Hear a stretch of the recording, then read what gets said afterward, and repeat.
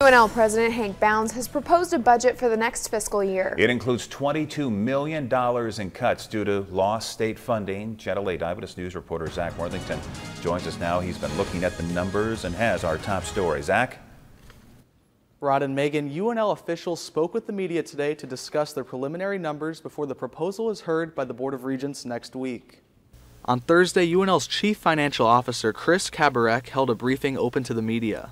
He covered the key elements of the proposed budget, including tuition, salaries, and spending cuts. We have significant concerns about how additional cuts from the state would impact your university. UNL officials are dealing with their third budget cut in the last 14 months. As is, they say the budget is stretched as thin as it can be. If any more state funds are taken away, a difficult conversation will follow. We will have to have a very candid conversation with our board and quite frankly with Nebraskans about what kind of university they want for their children and grandchildren. Included in the proposal is an additional $22 million in administrative cuts recommended by UNL's budget response team. These cuts saved the equivalent of an 8% tuition increase for students, but the workforce was impacted. We've cut more than hundreds of positions.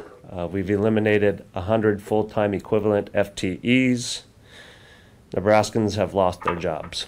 One notable aspect of the proposal, if approved, would authorize President Bounds to implement a mid-semester tuition increase for the spring semester in the event that state funds are withheld, something Chris says is extremely rare. If that does occur, lawmakers will notify UNL by the end of October so they can make the necessary changes to financial aid in time. I know the president and chancellors wish they weren't in cutting mode all the time.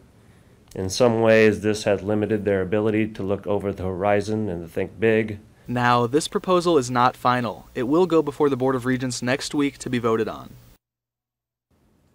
Officials say UNL's top priority remains affordability for students and families as well as academic excellence.